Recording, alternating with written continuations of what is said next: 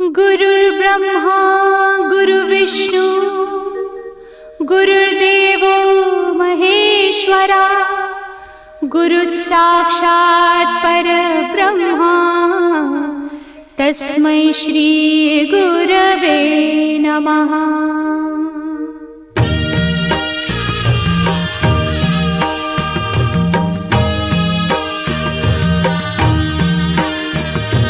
निशंक होई रे मना, निर्भय होई रे मना, प्रचंड स्वामी बळ पाठीशी नित्य आहे रे मना। अतर्क्य अवधूत हे स्मरतृगामी, अशक्य हि शक्य करतील स्वामी।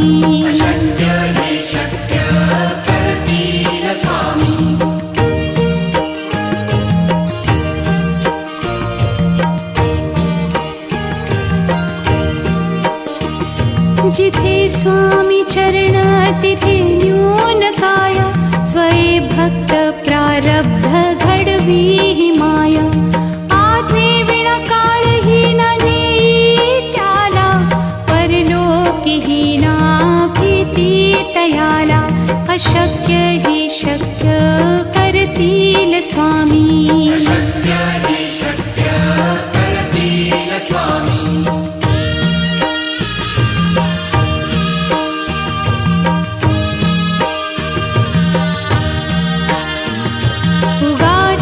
भीतोसी भय हे पळू दे, वसे अंतरी ही स्वामी शक्ती कळू दे। जगी जन्म मृत्यू असे खेळ ज्यांचा, नको घाबरू तू असे बाळ त्यांचा। अशक्य ही शक्य करतील स्वामी। अशक्य ही शक्य करतील स्वामी।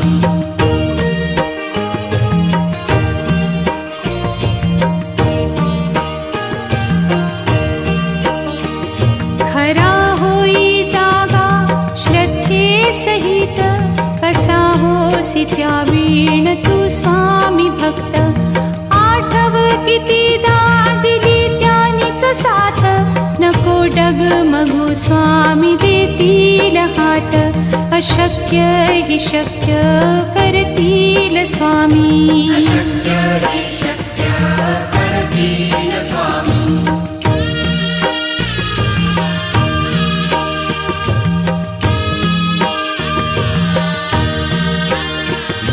विभूती नमन नाम ध्यानादितीर्थ,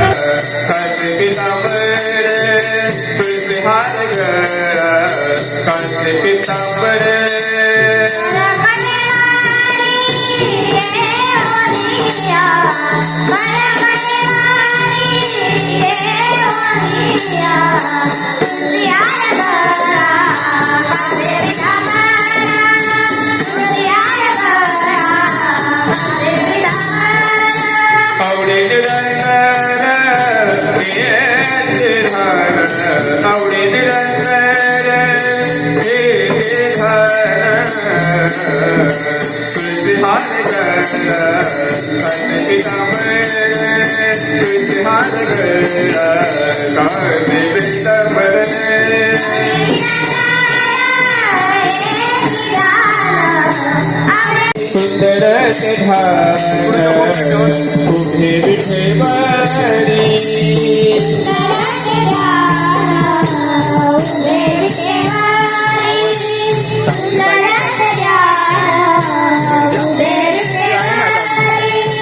सुंदर के ध्यान उभे विठेवरी। सुंदर के ध्यान उभे विठेवरी।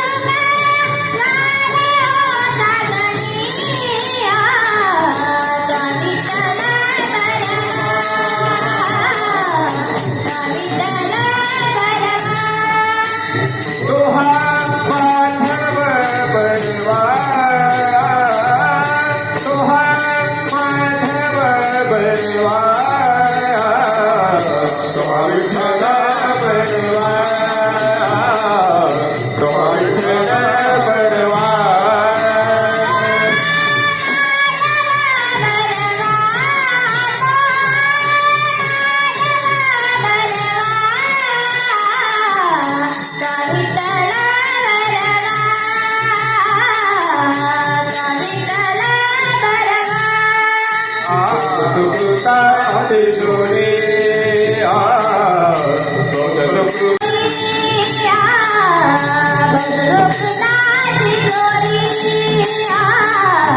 बनुने विठाली आवली बनुने विठाली आवली आवली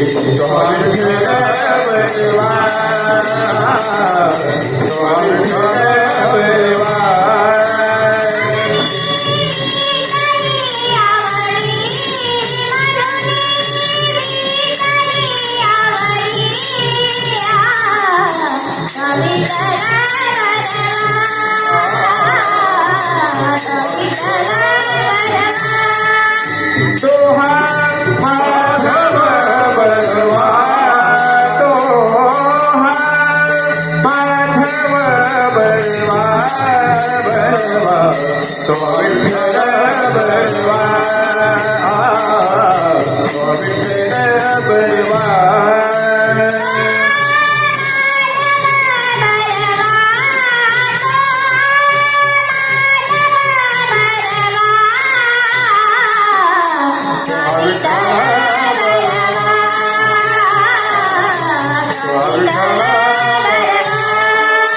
सर्व दुखाचे आगर सर्व दुखाचे आगर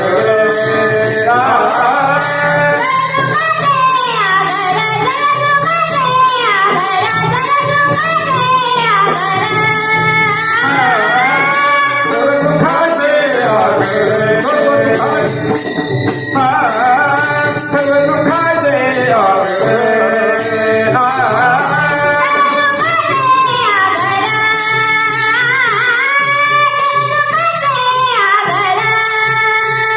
सर्व दुखाचे कुमार देवीवर तो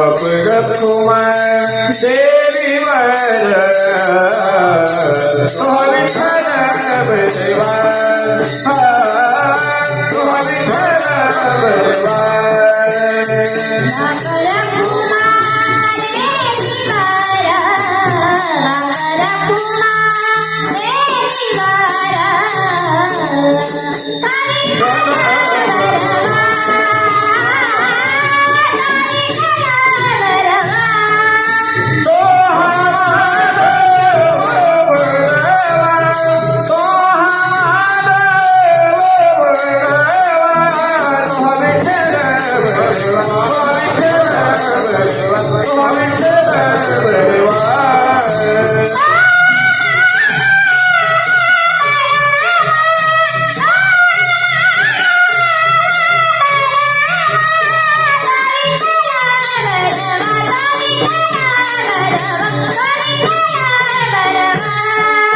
जय जय राम कृष्ण हरे जय जय राम कृष्ण हरे जय जय राम कृष्ण हरे जय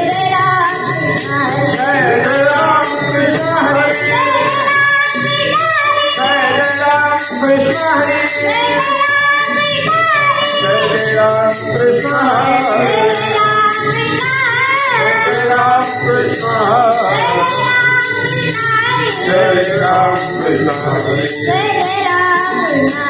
जय राम कृष्ण हरे जय जय राम कृष्ण हरे जय जय राम कृष्ण हरे जय जय राम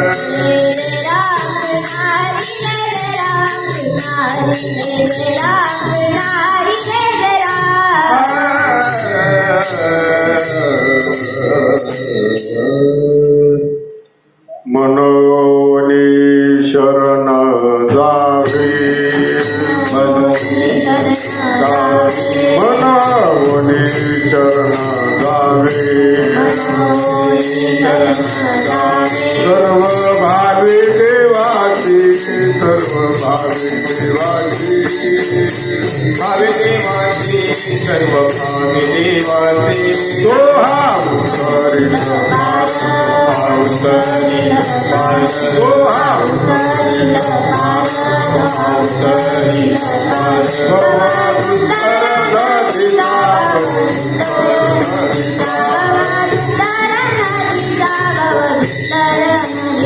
बहु आहे करुणावंत बहु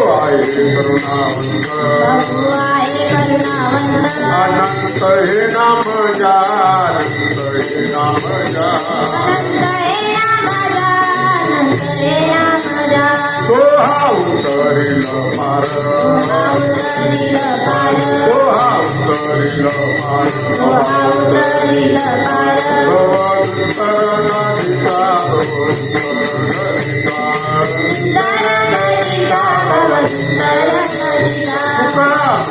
साक्षी आले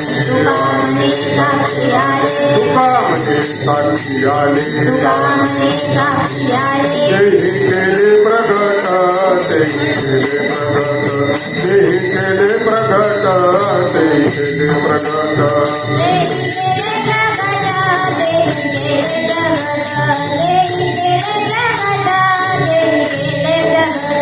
तो हा उतरिल पार तो हा उतरिल पार बहु दुस्तर नदीचा बहु दुस्तर नदीचा बहु दुस्तर नदीचा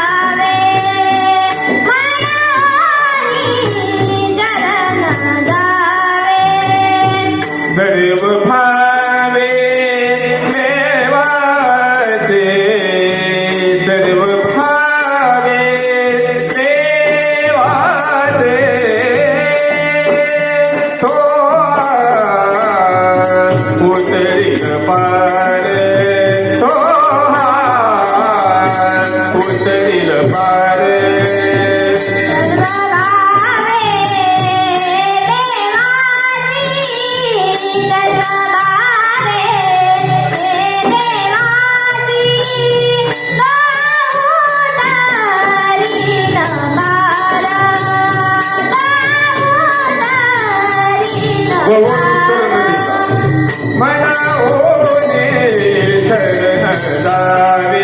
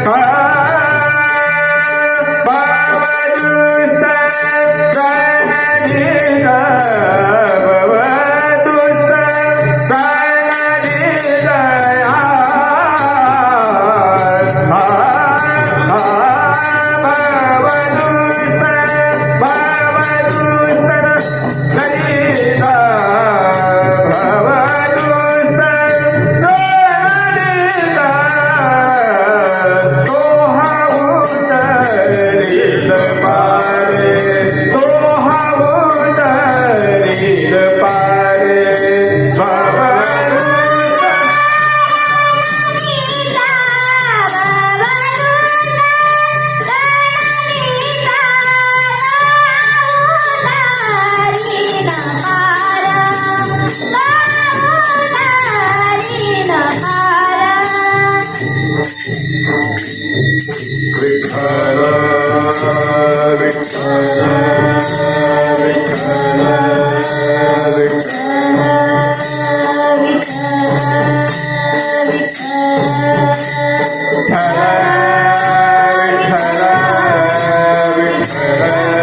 सर्व भावे देवासी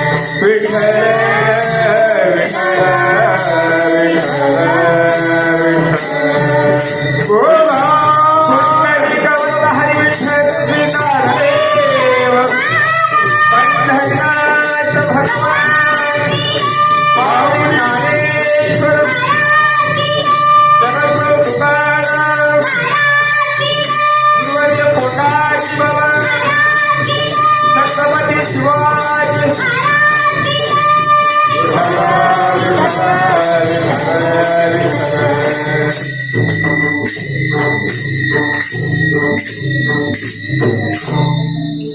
मन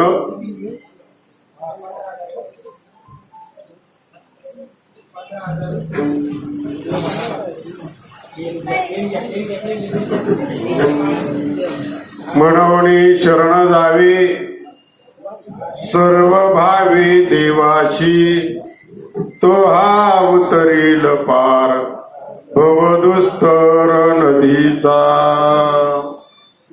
बहु आहे करुणावंत अनंत हे नाम जा तो हा उतरील पार भवदुस्तर नदीचा तुका म्हणे साक्षी आले तेही केले प्रगट तो हा उतरील पार भवदुस्तर नदीचा विठ्ठला विठ्ठला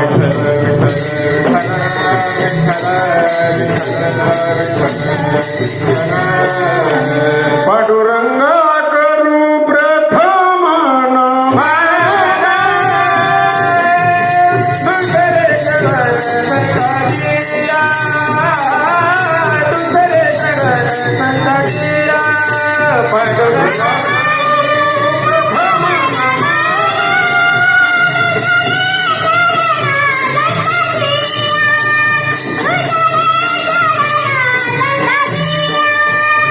तुम्हाला वेदा विचार बाबाजी गुरुदास तुगा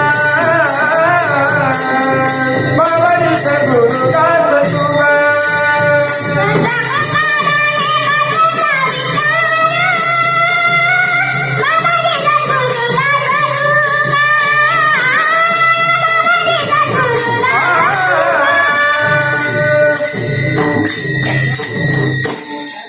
मनोनी शरण जावे सर्व भावे देवाशी दोहा अवतरील पार भवदुस्तर नदीचा.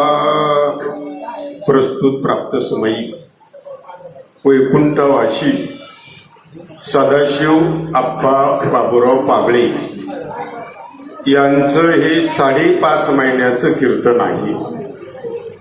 मानवी देहावर जे 16 संस्कार केले जातात तो आजचा जो संस्कार आहे तो शेवटचा संस्कार आहे. विठाला विठाला विठाला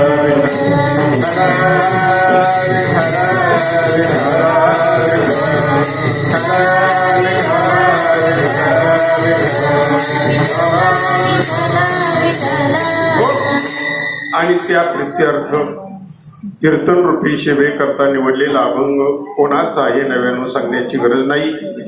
तुमच्या आमच्या सर्वांच्या परिचित असणारे संत सम्राट जगतवंदनीय जगद्गुरु तुकोबारा यांचा उत्कृष्ट असा 4 चरणाचा गाथ्यामधील उपदेश्वर प्रकरणातील अभंग आहे. विठाला विठाला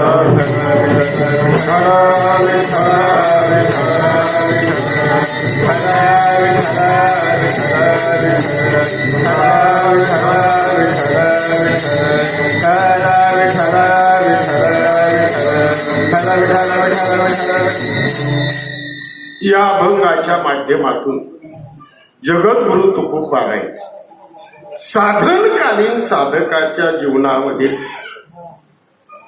आधार देणारी साधना सांगतात. साधनकालीन साधकी जीवनाला आधार देतात. काय आधार देतात? तो हा उतरील पार. याचं कारण सांगतो. कृतयुग, त्रेतायुग आणि द्वापार हा जो काळ होता ना हा ऋषीमुनींचा काळ होता.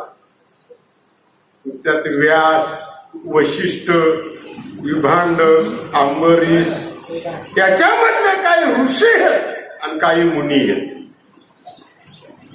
पण ऋषी मुनी आणि कृत त्रेता द्वापार युग या युगामध्ये ज्या साधना केल्या जात होत्या ना त्या साधनापेक्षा कलियुगीन संतांनी ज्या साधना सांगितलेल्या आहेत ना त्या गतिमान आहेत. विठाला विठाला विठाला विठाला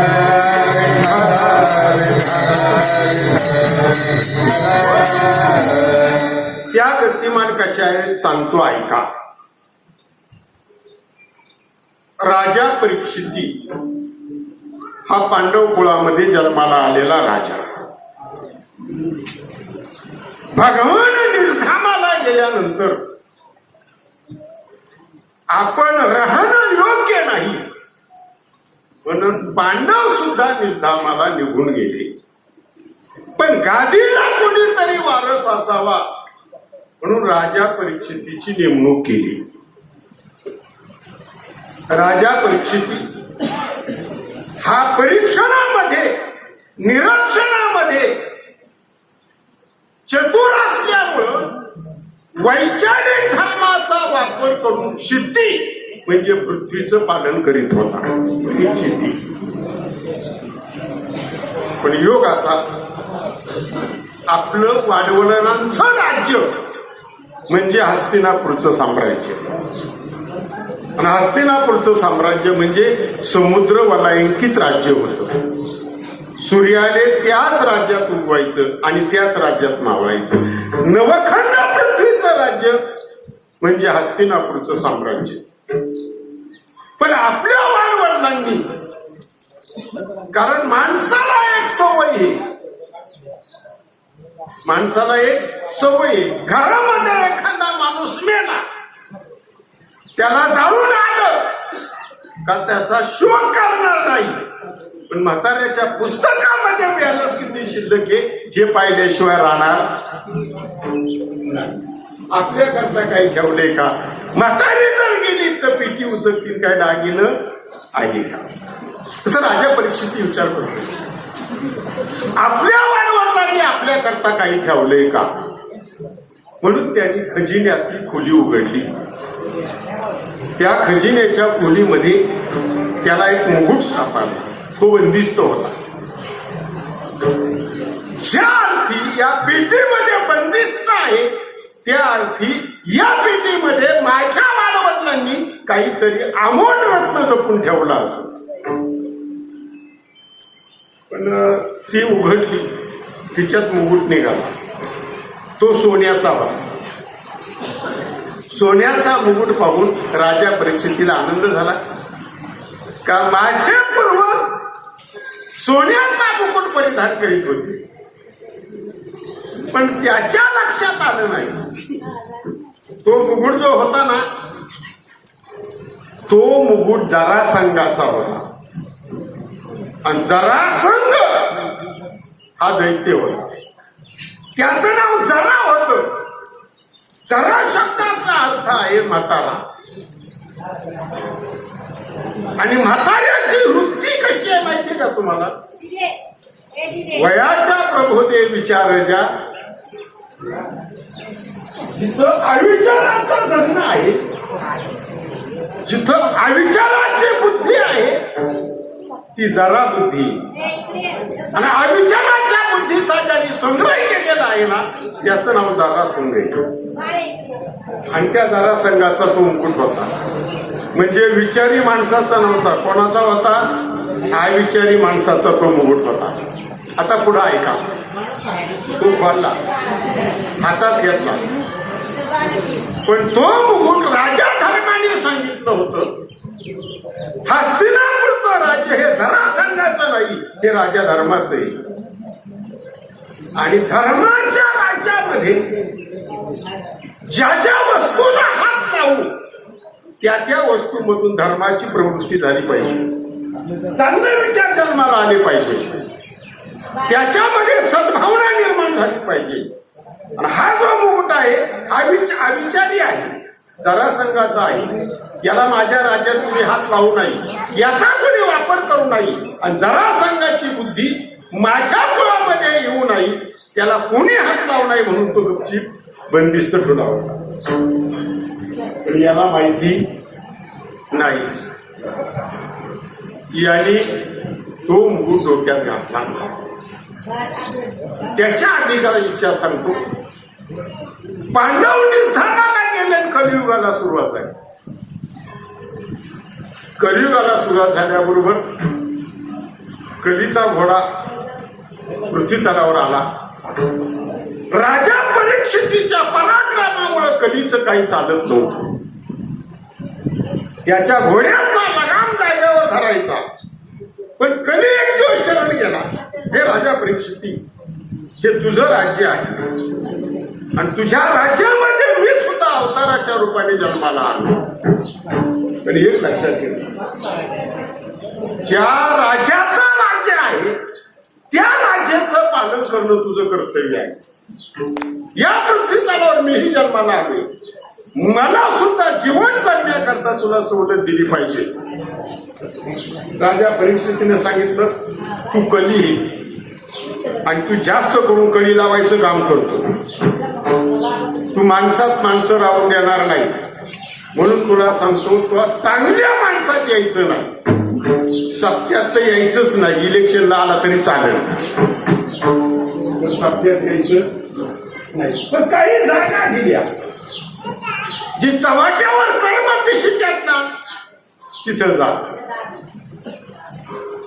भट्टीवर जा, इट भट्टीवर जाऊ नको. ती कष्ट करतात, हातभट्टीवर गेला तर चालेल. बऱ्याचशा वस्तू दिल्या. तर कधी म्हणला राजा, अरे मला सोबत एखादी चांगली वस्तू दे ना. मग चांगली वस्तू दिली. ते सोनं. काय दिलं? सोनं. पण कोणतं सोनं? जे चोरीचं असन ते. जे चोरीचं असेल ते, आणि चोरीच्या सोन्यावर कली बसवतो. चोरीच्या सोन्यावर म्हणून लग्नामध्ये भीक मागून आणलेलं तोळ आणि ते नाखुशीने आणलेलं आहे, त्यांच्या मनात एवढं द्यायचं नव्हतं. पण ते तोळ सुद्धा आहे ना अशुद्ध आहे, आणि लग्नाच्या आधी त्या तोळ्या उकली येऊन बसवतो. मी तुम्हाला सांगतो, काळ्या मण्याच्या डबल पुथी घातल्या तरी चालतील, पण लग्नामध्ये भीक मागितलेलं सोनं कुणी घ्यायचं नाही. कारण भीक मागून आणले, भीक आणि चोरी सामानी. आणि तो कधी त्या मुकुटावर राजा परीक्षितीनं डोक्यात घातला, आणि राजा परीक्षितीनं डोक्यात चोरीचं सोन्याचा मुकुट घातला.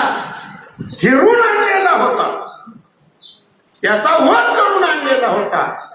राजा परीक्षितीची बुद्धी बदलली, कारण त्या मुकुटाला कोणता स्पर्श झाला, आणि कधी हा राजा परीक्षितीच्या शरीरात शिरला. जसा कधी राजा परीक्षितीच्या शरीरात शिरला ना, तसा राजा वनातून चालला होता. एक महान ऋषी होता, त्याचं नाव विभांडक होतं. तो तपश्चर्या करीत होता. समाधी मध्ये लीन असणारा, ब्रह्मसुखाला पात्र झालेला राजा परीक्षितीनं तो विभांडक पाहिला. पण प्रजेचा संकार करणारा हस्तिनापूरचा राजा आला असताना ऋषीनं मला रामराम करू नाही. राजा परीक्षितीच्या लक्षात आलं नाही. म्हणला हा खरंच समाधी लावून बसलाय का खोटी सोंग केलंय, म्हणून राजा परीक्षितीने प्रयोग करून करायचा ठरवला. कारण सोंग घेतलेली माणसं जाग्यावर आणणं फार अवघड. जे जाम नाही ना ते या काकत उठात, ते घोरातही चांगलं, ते एका हातात उठते. आणि ज्याने स्वांग घेतले ना, फार गार मोडलं तरी ते उठत नाही. कारण स्वांग स्वांग घेतले, कारण याची बुद्धी बदलली ना. त्याच्यात कोण शिरला, कली शिरला. कली शिरल्याबरोबर याची बुद्धी बदलली. तिथे एक मेलेला सर्प होता, तो घेतला आणि विभंडकाच्या गळ्यात टाकला आणि निघून गेला. तरी समाधी भंग झाली नाही. आणि हे सारं घडत असताना त्या विभंडकाचा मुलगा शुक, त्या विभंडकाचा मुलगा काय नाव घेतलं, ऋषीमुख, त्या ठिकाणी तो मुलगा आला. शृंग मुलगा, त्याचं नाव काय होतं, शृंग होतं. त्या शृंगाने पाहिलं एवढा महान तपस्वी, आणि त्या तपस्व्याच्या घड्यामध्ये सर्प टाकायची कोणाची हिंमत झाली. ज्याने कोणी सर्प टाकला असेल तो आजपासून 7व्या दिवशी मृत्यू पावल्याशिवाय राहणार नाही, आणि तेही सर्प दंशाली. तो ऋषीचा शाप होता. कोणाचा शाप होता, ऋषीचा. विभांडकने डोळं उघडलं. शृंगा, तू कोणाला बोलतो, कोणाला शाप दिला? म्हणला ज्याने सर्प टाकलाय त्याला. सर्प हा अज्ञान माणसाने नाही टाकला, हा जाणकार माणसाने टाकला. म्हणजे शृंगा, तुझं म्हणणं बरोबर आहे. राजा परीक्षितीने सर्प टाकलाय, पण त्याने सोन्याचा मुकुट घातला होता, आणि सोन्याचा मुकुट जरासंधाचा होता. ते चोरीचं सोनं होतं, त्याला कधीचा स्पर्श झाला, म्हणून त्याने हा विचाराने हा टाकला. पण राजा परीक्षिती आहे म्हणून आपली तपश्चर्या चालली. राजा परीक्षिती आहे म्हणून आपले आश्रम गुरुकुल चालले आहेत. नाहीतर कलीनं कधीच तू ध्वंस केला असता, आणि तू त्याला शाप दिला बरं नाही. पण जाता जाता त्याच्या जीवनाचं सार्थक व्हावा म्हणून एक काम कर. तू काय काम करायचंय, फक्त त्याला जाऊन सांग का आजच्या दिवसापासून तुला 7व्या दिवशी सर्पदंशाने मृत्यू येणार. कशा करता, आपण केलेला अन्याय आहे, आणि त्या अन्यायामध्ये सुद्धा त्याचं कल्याण होईल. म्हणून त्याला निरोप दिला की आज पासून 7व्या दिवशी तुमचा मृत्यू होणार आहे. 7व्या दिवशी मृत्यू होणार आहे म्हटल्याबरोबर राजा परीक्षिती सावध झाला. त्याला सर्प चावणार, चावलेला सर्प चावल्यानंतर मी मारणार हे दुःख नव्हतं. पण ज्या मनुष्य देहाचा आश्रय मिळाला त्या देहाने संसार आणि विषय भोग भोगण्यापेक्षा परमात्मा प्राप्ती करून घेणं हे मनुष्य देहाचं सार्थक आहे. तुका म्हणे जन्म आल्याचे सार्थक विठ्ठलची एक देखलिया. आणि जोपर्यंत आपल्याला परमात्म्याचं दर्शन होत नाही तोपर्यंत मानवी घ्यायचं सार्थक. आता पुढं आहे राजा परिस्थितीची वृत्ती बघायची.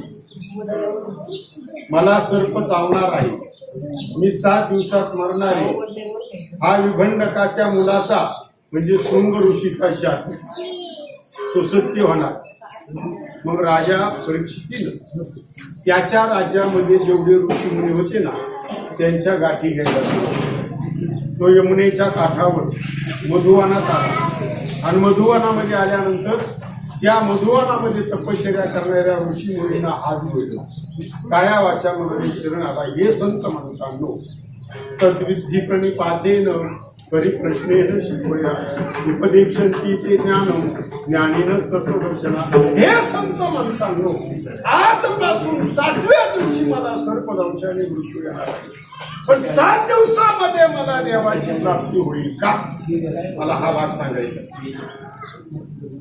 तेव्हा एक जण म्हटला, मी घरदार सोडून यमुनेच्या काठावर या मधुवनात ज्या दिवशी आलो आणि ज्या दिवशी डोळं झाकून बसलो त्या दिवसापासून आता पावतपर्यंत त्या 14 राम आले आणि 14 राम गेले, पण माझ्याकडे आलं का तुमच्या ध्यानात?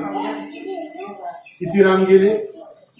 14 म्हणजे राम म्हणजे आपला कावळ पिंपरीतला राम नाही, याला जांबुतला नाला हा भाग नाही.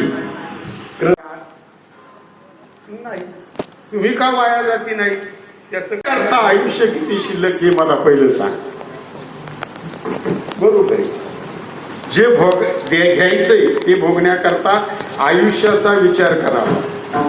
पार म्हातारा झालाय आणि नातवाला विचारला, बाळा इकडे आपली संपत्ती किती आहे सगळा हिशोब काढून माझ्याकडे आण. त्यांनी सांगितलं 5 पिढ्यांना पुरं. किती पिढ्यांना? 5 पिढ्यांना. त्यांनी कपाळावर मारलं, म्हणला मी मेल्यानंतर 6व्या पिढीचं काय. या तुम्हाला कळातेले समजून सांगायची गरज नाही. खटवांग म्हणला, जेव्हा जे देणार येणार ते भोगण्याकरता आयुष्य किती शिल्लक आहे ते सांग आणि मग मला काय मागायचे ते मी मागेन. चित्रगुप्ताला बोलावलं, वही काढली. चित्रगुप्ताने सांगितलं 1 तास उरलाय. 1च तास. 1 तासात काय असेल ते बघा. भगवान म्हणतात खटवांगा माग 1 तास शिल्लक. त्यांनी हात जोडलं, हे देवा, या राजा खटवांगासारखा भाग्यवान या पृथ्वीच्या पाठीवर पुन्हा जन्माला येणार नाही. माझा 1च तास शिल्लक. ज्यांनी आयुष्यभर केलं पण शेवटच्या क्षणाला फलाला नाही आलं, हा राजा खटवांग देवादिदेव भगवंतासमोर हात जोडून उभा आहे. आणि हात जोडून उभे असणाऱ्या खटवांगासमोर वैकुंठीचा राणा झान तो भगवान विष्णू हात जोडून उभा आहे. आणि शेवटच्या क्षणाला या जीवनाला म्हणजे राजा खटवांगाला देवादिदेव भगवंताचं दर्शन होते. तुका म्हणे जन्मा यापेक्षा काही श्रेष्ठ आहे.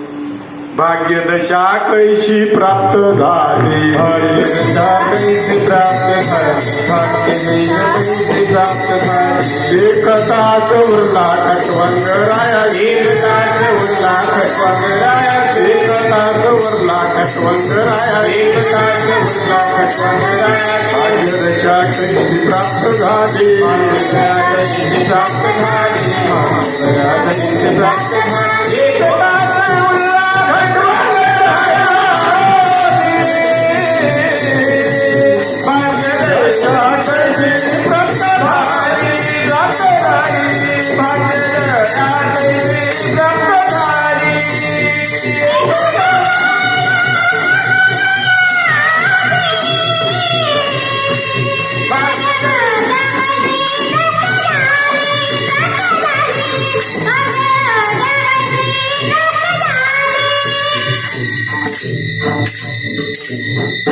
एक तास उरला खटवांग पण भाग्य कसं पाहला देवाचे देव समोर आहे त्या परमात्म्याचा ज्याच्या जीवनामध्ये आधार मिळाला ना त्या आधार मिळणाऱ्या आधारभूत साधकाला चिंता करण्याचं कारण नाही ते तुकोबाला या अभंगाच्या दुसऱ्या चरणामध्ये सांगतात सर्व भावे देवासी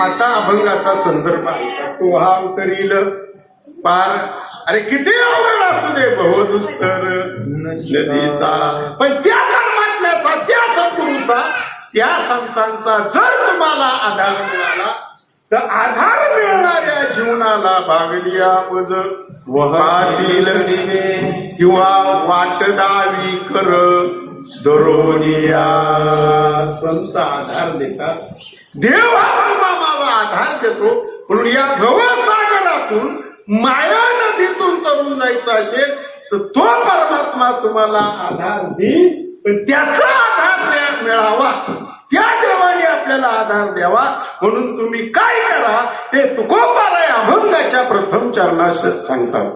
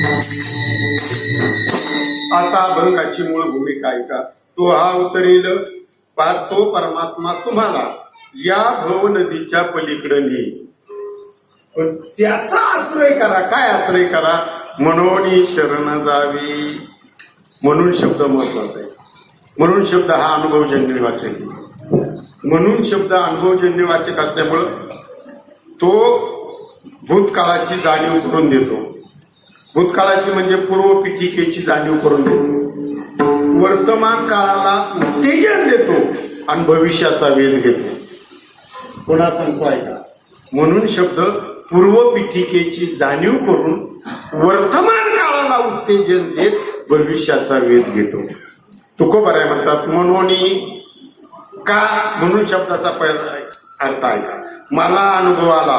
तुका म्हणे साक्षी, मला अनुभव आला, मला ताप आला, 1 इंजेक्शन 2 गोळ्या घेतल्या, पुन्हा 12 वर्ष ताप आला नाही. किती वर्ष? पहिला कधी आला होता? आता मी सांगून काय उपयोग नाही, मी रोज तापाची गोळी घेतो लोकांना. पण भाऊचा हे आदर्श. ज्या डॉक्टरकडे गेला असेल त्या डॉक्टरचा अनुभव सांगतात की पुन्हा फिरून 12 वर्ष ताप आला नाही, मला 12 वर्ष झाले ताप आला नाही, म्हणून त्या डॉक्टरकडे जा. पूर्वपीठिका. वर्तमान काळाला उत्तेजन लगेच त्याच्याकडे जातो आणि जो भेटल नंतर त्याला सांगतो त्या डॉक्टर सारखा डॉक्टर नाही. भविष्याचा वेध.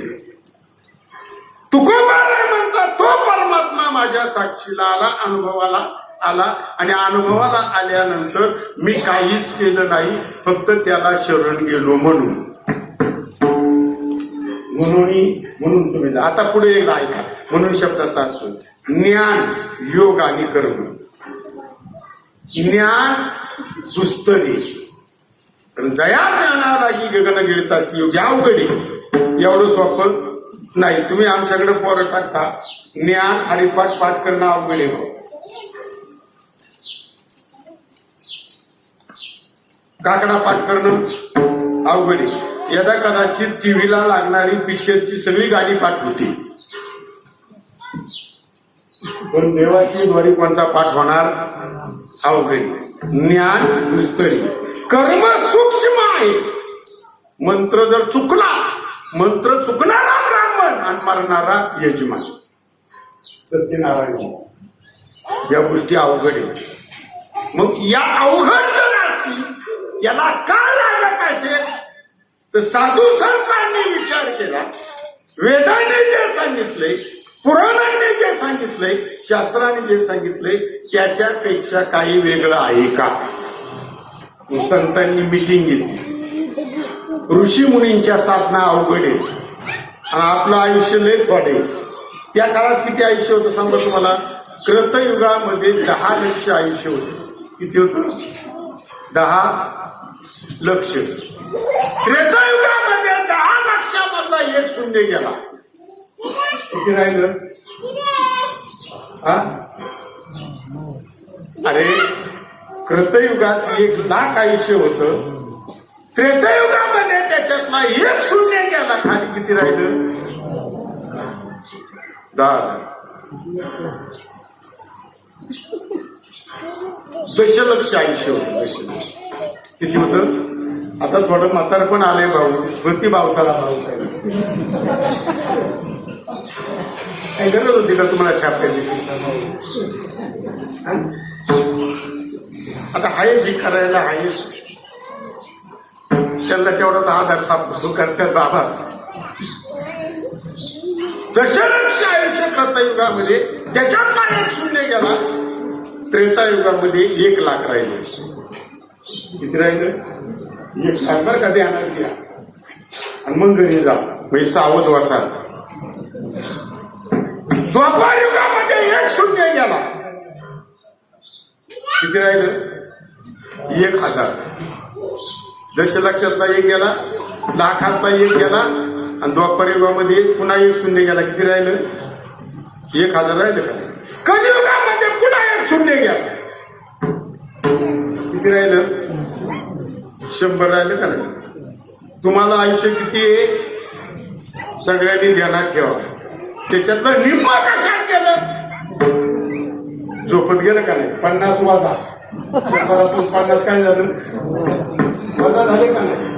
आता वयाचं 7 वर्षे, जन्माला आल्यापासून 7 वर्षापर्यंत बाळपणे गेलेले नका. काय गेलं? बालपण ज्ञानता म्हणजे अज्ञानात गेले. मुलं झाल्यानंतर 7व्या वर्षामध्ये विद्यार्थ्यांसाठी गुरुग्रही प्रवेश झाला. किती वर्ष गेली माहितीये का? 24 वर्ष. पूर्वीच्या काळात विद्याभ्यास करायला 24 वर्ष लागत होती, आणि आता पण तेवढीच लागत. आता ती किती लागत? तेवढीच. नंतर 25व्या वर्षात पदार्पण केल्यानंतर ग्रस्त आश्रमाचा आश्रय घ्यायचा. कशाचा आश्रय घ्यायचा? ग्रस्त आश्रमाचा. पण तो गुरुकुलाचा नियम होता. तो कशाचा नियम होता? गुरुकुलाचा. आणि तीच परंपरा ही आली. आता कुणीच म्हणू नका टप्पावर लग्न वाचून चाललं. मूळ वयात आली 17, 18, 16 वर्षात येत नाही. 16 ते कोणी करा माहितीये का? ज्याचं वर्ग जरा मेंटेन आहे, शेती कामाला बरं आहे, जे तारुण्यात दिसायला बरं असतं, त्याचं वय जर 18 असेल 20 असेल तर त्याला पहिला जातो ती मुलगी 13-14 वर्षाची असते, ती आज्ञात असते. ती आज्ञात मुलगी त्या पोराला पसंत करते. तिला संसाराचं काही माहिती नसतं. म्हणून जेवढी कॉलेज झाल्या आणि घरी एक पाणी भरायला, त्यांनी बांधल्याची वाट बघू नका. झोपड्यात लग्न उरकून घ्या, नाही तर तुम्हाला पुढे लय अवघड आहे. तुम्हाला खात्री आहे ना त्याच्यावर काय आपल्याकडे जमायचं नाही. मग भले आपलं दूध डेअरीत करायचं, हाटे टाकायचं, टपरी टाका, काय करायचंय ते करा, पण लग्न पहिलं उरकून घ्या. त्याला आधार नाही, त्यांना आधार नाही. आणि जर व्याखणं नाही, काळे त्यांनी लय उड्या नाही मारायच्या. सर्व्हिसवाला भेटते, सर्व्हिसवाला मोटरसायकल टाकून तुला काळीला घेऊन फिरायचा नाही. तू चांगली दिखणी बघल. पण आपल्या जीवनाचा, आपल्या आयुष्यामध्ये विचार करावा आणि सावध होय बापा. 24 वर्ष विद्यार्थ्यांना गेली, विद्यार्थ्यात झालं. आता सगळी पहिली 7 म्हणजे 24 गेली. 50तून किती गेली? 24 गेली. खाली किती राहिली? नापास होते किती राहिली? 26 राहिली. बरोबर, कारण तू सगळ्यात जास्त शिकलेली 26 राहिली. 26 वर्षातून 24 पासून 45 वर्ष संसारात गेली. 24 पासून 45 पर्यंत किती गेली? संसारात गेली. काय खाली किती राहिली? हा, 5 वर्ष राहिली. बरं, 5 वर्षामध्ये व्याधी, ताप, थंडी, कॉलरा, करोना, डायबिटीस, लिव्हर, किती राहिली? 5 वर्षाच्या जात्यात का नाही? काय शिल्लक राहिलं? अरे काहीच नाही राहिलं. काय बदनाशी उरले ते पाहिजे. महाराज सांगतात, युगाच्या मानाने त्यांना तपश्चर्या करता येत होत्या, ती साधनं करता येत होती. ती साधनं आपल्याला करता येणार नाही. आणि ती करण्याकरता आपलं आयुष्य तेवढं नाही. पण तेवढ्यात कळलं काय साहेब तुम्हाला? त्याचा गावठी आपला शब्द आहे कामात काम, कामात काम, कामात काम. तेवढं एवढं करीत असताना, हे सगळं करीत असताना तेवढे स्वप्न करा म्हणून शरण जा. त्याला काय अवघड आहे का? पण चालेल तरी पांडवांना रामराम करते, मारुतीला हात जोडते म्हणून शरण. चला आता सोपा शब्द सांगतो, कीर्तन संपतो, जास्त लाभ घेत नाही. म्हणून शब्दाचा अर्थ लक्षात आला. शरण शब्द आहे. शरण शब्द उलटा वाचा. शरण पण वाचावं. आता तुम्ही नाही बोललं तरी तुमचं तोंड बांधलेले आणि तुम्ही तिकडून किती बोंबाडलं तरी तोंड बांधल्यामुळे इकडे मला ऐकायला भेटायचं नाही. शरण शब्द उलटा वाचा. न रस, न रस, ज्याचं जीवन नरस आहे, उद्विग्न आहे, उद्विग्न जीवन, नरस जीवन सरळ बनवायचं असेल तर शरण जा. सरळ जीवन सरळ बनवण्याचं साधन आहे म्हणून शरण. आता कुणी कोणाला एका शब्दात सांग. म्हणून शरण जावे. शरण जावे पण कुणी? जो उद्विग्न आहे, नाराज आहे, अज्ञानी आहे, अविचारी आहे, त्याने आत्महत्या करण्यापेक्षा, गळफास देण्यापेक्षा, पळून जाण्यापेक्षा आणि जाळून घेण्यापेक्षा, उद्विग्न जीवनाला कंटाळून मरण्यापेक्षा देवाला शरण जावे. काय वाईट होईल का? मी माझ्या जीवनातला अनुभव सांगतो. पर्णकुटीवर लहानपण मी लहान होतो, या वयात असेल. बाबा कीर्तनावर आले का तिथं आम्ही 3 माणसं, बाबाची म्हातारी, बाबा आणि मीच असायचा. पण बाबा त्यांच्या जीवनाचा सगळा इतिहास मला सांगायचे आणि मी थोडा बुद्धिवान असल्यामुळे ते मला विचारायचे. मी नेहमी विचारायचं. त्यांनी पूर्व इतिहास सांगितला. पूर्व इतिहास म्हणजे माझ्या जीवनामध्ये इतका वाईट गेला की येस हा शब्द माझ्या हातून कधी नाही आला. पण दिवाळा हा शब्द, नुकसान हा शब्द माझ्या ठिकाणी अवतीभोवती शृंगार घालून फिरत होता. काय घालून फिरत होता? शृंगार. किराणा दुकान टाकलं पण दिवाळं. आंब्याचा व्यापार केला दिवाळं. सरकारी झाडं विकत घ्यायची, कोळसा पाडायचा पण दिवाळं. दिवाळ्यात दिवाळं, दिवाळ्यात दिवाळं. माझं जीवन उद्विग्न झालं. पुन्हा गावाला आलो. घरी ना झोपावा तर कोणी कधी पैसे मागायला यायचे आणि पैसे मागायला आले, दार वाजवलं का म्हातारी म्हणायची तू देवळा झोपायला जाईल, तू झोपू नको. मग देवळा झोपायला जायची. तिथं भजन चांगलं होतं जुन्या माणसाचं. देवळामध्ये झोपायला गेले त्यांच्या भजनात असलं का त्यांनी म्हणायचं करून करून भागला आणि देवपूजेला लागला. किती उद्विग्न जीवन होत. तिथं देवळाच्या बाजूला आथरून टाकायचं आणि तिच्यावर बसायचं.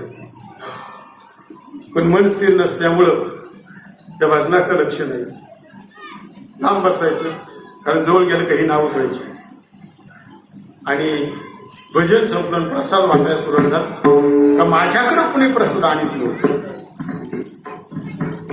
हा भजनात बसला नाही, मग मी उठून जायचा भजन द्यायला, प्रसाद घ्यायचा. त्यावेळी ती जुनी माणसं पुढी टाळ वाजत होता तेव्हा तिकडं बसला आणि साखर वाटायच्या टायमाला धावून आला. देऊ नका त्याला. तशी धार्मिक होती, हो परमार्थाची होती, पण लई कडक होती. नाही म्हणलं का नाही, तो प्रसाद सुद्धा ती लिहून देत नसेल. त्यांनी डोळे झाकला आणि विचार केला, या पृथ्वीच्या पाठीवर आपलं कोणीच राहिलं नाही आणि देवाचं भजन करणारे, देवाचा प्रसाद सुद्धा वाया गेलेल्या जीवाच्या हातात येऊन देत नाही. किती दुर्भाग्य आहे माझं. पण आत्महत्या करणं बरं नाही, पळून जाणं बरं नाही. मग तिथला विना होता, त्यांनी हे सगळे गेले. तो विना उचलला. रात्रीच्या 12 वाजता गोळ्या डोंगरावर गेली. गोळ्या डोंगर म्हणजे तुम्ही पर्णकुटीवर सगळेजण आलेले. तो डोंगर आता आहे तसा नव्हता, अभय अरण्य होतं. मी तिथं राहत होतो. त्या प्रसंगाला सारखं सापाव सुद्धा पाय पडायचे. वाघ किती वेळा माझ्या डोळ्याच्या समोर आला. ते वाघाचं रान होतं. आता येऊनचा काका रातच्या 12 वाजता पाणी भरायला जातो, कारण त्याने पर्णकुटीवर वाघ पाहिलं, मोठं मोठं पाहिलं. ते किरकोळ वाघ आहे म्हणून, ते किरकोळ वाघ असं ते अभय अरण्य असतं. आणि तिथं जाऊन भजन चालू केलं. सकाळी ही उठली, देवाच्या पाया पड्या आली. एकाने पाहिजे खांबाला विनाच नाही. म्हणजे विना एकमेकाला बोलावलं, म्हणजे विना पुढे म्हणजे मी इथंच बांधला होता. मग न्याला कोणी म्हणजे एक काम करा, तो कोंडाची नाही तो झोपायला होता, तो न्याया बसला आणि विकाया बसला. किती दैन्य, किती दैन्य अवस्था. घरी घरी विचारला आईला कोंडाची पुढे, म्हणले घरीच नाही आला. म्हणले मिटलं, तुम्हाला सांगत होतो देवळात याला झोपून देऊ नका. आता तो विकणार आणि सावकाराचं कर्ज कारण पहिला आता 4 लिहिले. पहिला कीर्तनला येणार परिसरात कीर्तन असेल ना, मोठ्या गावातून जांभूळ सारख्या ठिकाणी जायचं, तो इना अख्ख्या शेजारच्या गावाने न्यायचा. इना नसायचा पहिला. आता काय करायचं, पुढे गेलाय शोध घ्या, शोध लागला. आणि आता इना पंढरपूरशिवाय मिळणार नाही. दुपारच्या 12 वाजता गुरं सुटली सकाळी आणि सरळ सरळ गोळ्या डोंगराच्या पायथ्याशी गेली. पायथ्याशी गेल्याबरोबर वरून येण्याचा आवाज, तारांचा आवाज झाला आणि रामकृष्णारी भजन पोरांच्या कानावर आलं. पोरं घरी पळत आली म्हणजे डोंगरावर आवाज येतोय. येण्याच्या तारा वाजल्यासारखा आवाज येईल, रामकृष्ण आवाज येतो. मग गावातली गेली. त्या प्रसंगाला दिवस मावळायची वेळ झाली होती आणि दिवस मावळायच्या वेळेपर्यंत कुणीही डोंगरावर नव्हतं, कारण हिंस्र पशु जास्त होते. ते खालून गेले तर आवाज ओळखला. आईचं हृदय फिटलं. माझं हृदयातून बाहेर पडला. हातावर जाऊ शकत नाही, याला आणू शकत नाही, पण संध्याकाळी वाघ याला ठेवतही नाही. मला सगळा भाग सांगायचा नाही, सगळी मागे गेली आणि सकाळी तयारी लागली. आता वाघ याला खाल्याशिवाय राहणार नाही. वाघ आला, डरकाळ्या फुलून,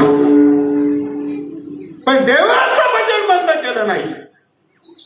वाघाच्या भीतीनं वाघ आला नाही, तो देवच वाघाच्या रूपाने परीक्षा पाहिला. वरून दगडी आगायचे, रामकृष्ण हरी भजन चालू, पण डोळे उघडलं नाही. विण्यावरची हात बोट बंद व्हायचं, पण तोंडातलं भजन सोडलं नाही, कारण अनन्य भावाने सर्व भावे देवाचे. वहा जीवायचं ना जीव, देवाचा सर्व भाव जो होता ना तो सोडला नाही. असा सर्व भावानी तुकोबाला म्हणतात, जो कुणी मला, जो मज होई अनन्य शरण तयाचे निवारण. मला जास्त सांगायचं नाही, तुम्ही सगळी जाणती माणसे, पण एका शब्दामध्ये सांगतो. अरे भजनाचा देवाचा प्रसाद ज्या माणसाला मिळाला नाही, त्या माणसाच्या प्रसादावर तुम्ही आणि आज सगळे कृपा पात्र आहे. प्रसाद घेण्याला आपल्याला योग्य केले, याचं कारण जर काय असेल तर अनन्यपणा आणि सर्वात्मक शक्तीनं देवाची केलेली शरणांगती. म्हणून तुकोबाराय म्हणतात, सर्व भावे देव, तुम्ही अनन्य भावाने त्याला शरण द्या, तो हा उतरील भवदुस्तर. म्हणतात तुका म्हणे साक्षी आली तेही केले प्रगट, तो हा उतरील पार भवदुस्तर. आता एकदा सगळ्यांनी सावध व्हा, हाताने टाळी वाजवा आणि मुखाने भगवंताचं नामचिंतन करा. राहिलेल्या 5-10 मिनिटांमध्ये बरोबर बाबाला फुलं उधळायची. विठोबार कुमारी, विठोबार कुमारी, फुलवारी,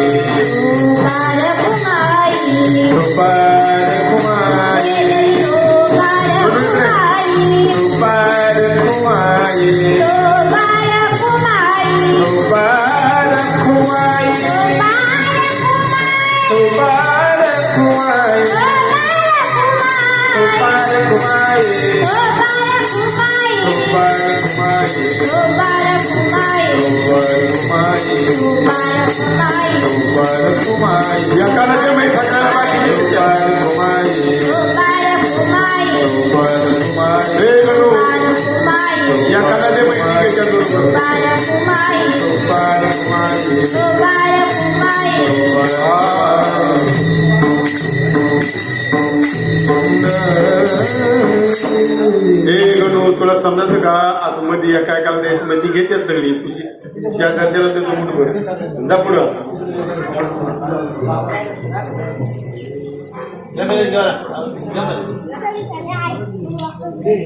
बाहेर पण वाटा सगळ्यांना.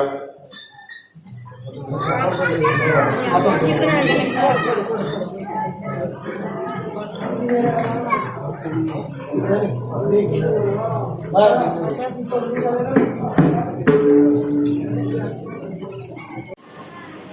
त्यांनी त्या 4 वेळाची सांगड केली आणि ज्ञानाच्या द्वारावर मारुतीपासून उडी टाकली पट्यात जायला निघाला. त्याला ज्ञान झालं, त्याने अभ्यास केला, पण तो अभ्यास असा झाला का त्या ज्ञानातून त्याला मत्सर झाला, गर्व झाला आणि त्या गर्वाने तो कोणाचा मत्सर करायचा. काय येते बाबडे बोला, काय येते मुली खायला, काय येते तुम्हाला, काय येते या मत्सराने, म्हणजे या मदरूपी माशाने त्या 4 भोपळ्याची सांगड करणारा ज्ञानी पुरुष गेला. त्याला अभिमान झाला आणि अभिमानाने तुका म्हणे नरकी घाली. याला का नाही भाऊ व्हायला आजाब तडाखा आहे का. आता जास्त सांगत नाही तुम्हाला. जरी परमार्थ करणारी माणसं असली, तुम्हाला सांगतो, ज्या गुळाच्या ढिपीला मुंगळं लागात्यात ना, त्या गुळाची पावर कमी होती.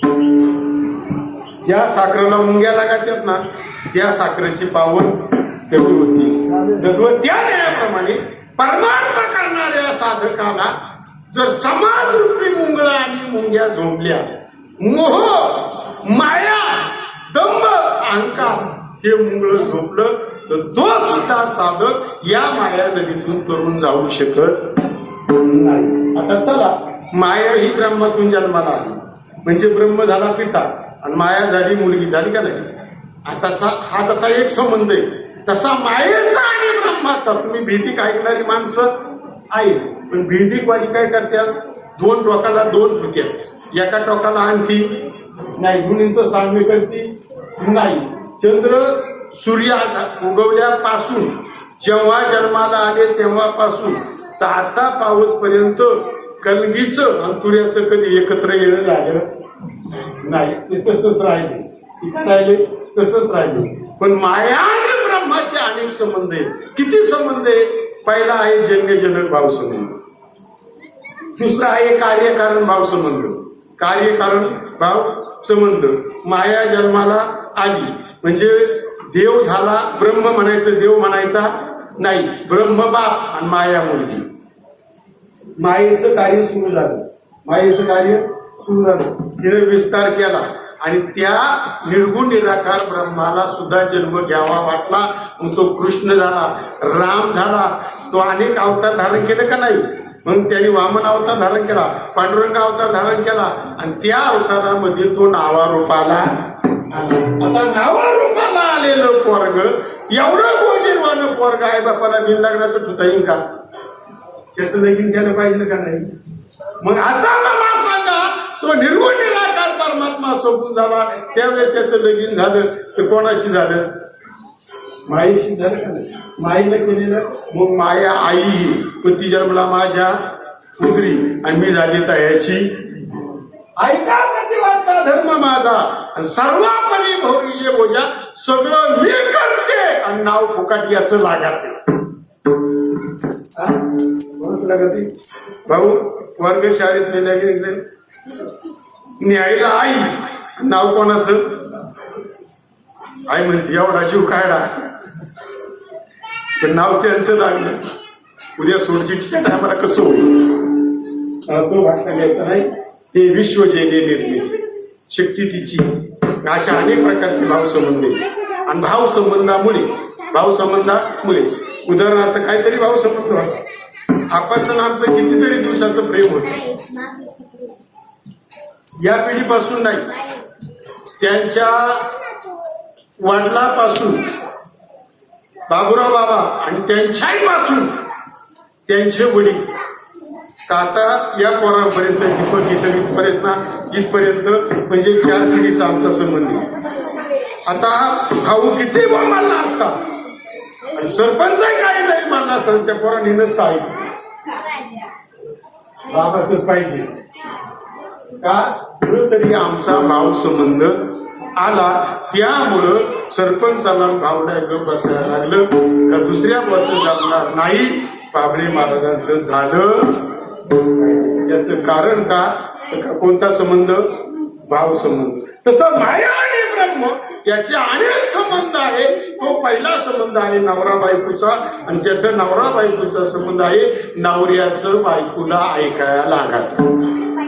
आता संपलं कीर्तन, आता कीर्तन संपलं. नवऱ्याचं बायकोला ऐकायला लागतं. एखादं कुत्र धावलं, त्याला काठीनं मारलं तर ते चौताळात येईल. तुम्ही जर दगड फेकून मारला तर ते दगडाकडे जाते, दगडाचा वास घेते आणि कांच्या हातातून आले त्याच्याकडे पाहते. ते थांबत, मारल्याने थांबत नाही. ज्या प्रसंगाला दुसरा म्हणतो अरे त्याला मारू नको, त्याच्या मालकाला हाका मार.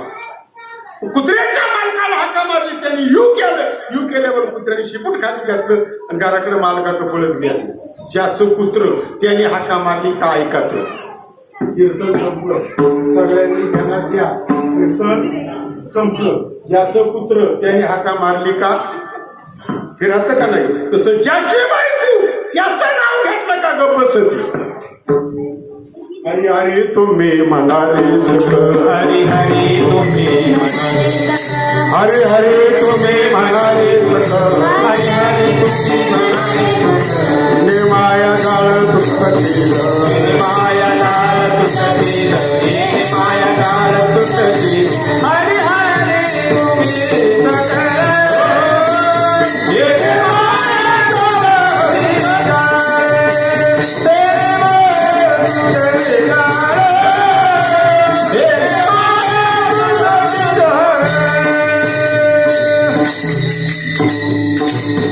हरी हरी तुम्ही काय म्हणा, हरी हरी म्हणतो. दुसऱ्या भानगडीत पडू, कारण ती बाई दुसऱ्याचं ऐकणार नाही. तिने माया जाळ म्हणून तुकोबाला तुम्हाला आधार देतात. तुम्ही सुद्धा म्हणून शरण सर्व भावे देवाची. अभंगाचा थोडक्यात मी मतीदार्थ सांगितला. एकदा मोठ्या प्रेमाने भजन करा. ज्ञानेश्वर माऊली ज्ञानराज माऊली तुकाराम, ज्ञानेश्वर माऊली ज्ञानराज माऊली तुकाराम, माऊली ज्ञानेश्वर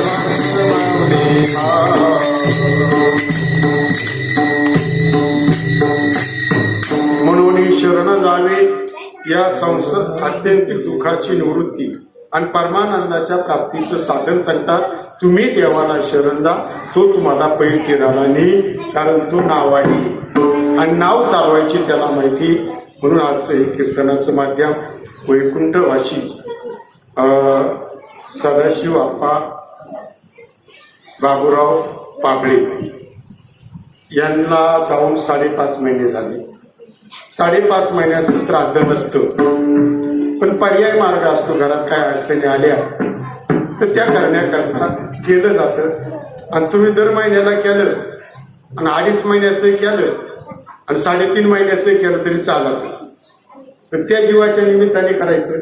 त्या जीवाच्या निमित्ताने तुम्ही जेवढा दान धर्म करसाल, जेवढा अन्नदान करसाल, तेवढा संच एकत्र होतो आणि त्या पुण्याच्या जीवावर तो जीव आत्मा सुखरूप जातो.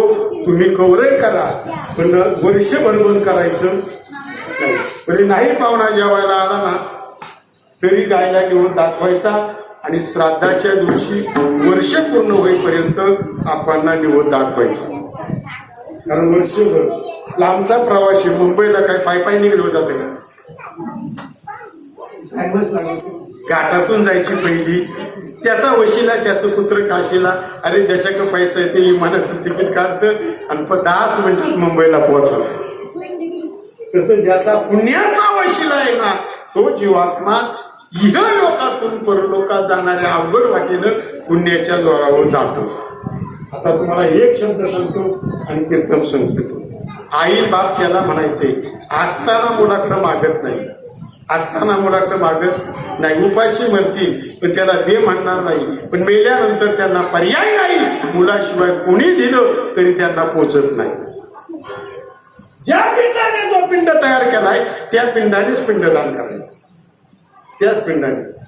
जर मुलगा नसेल तर पुतण्याने करायचं, कारण भाव आणि ते एक पिंड आहे, तो पिंडाचा पिंड आहे, म्हणजे ते वाया जात नाही. नसेल कुणी तर मुलीनं पिंडदान केलं तरी चालतं, पण ज्या पिंडाने जन्माला घातलं त्या पिंडाने ते दान करायचं असतं. आणि नाही जर ते दान धरलं गेलं तर ते सगळे यथासांग विधीपूर्वक केलं जातं. आता बऱ्याच वेळेला काही गोष्टी अशा असतात का माणूस मेल्यानंतर पहिले ना नक्षत्र बघायचं.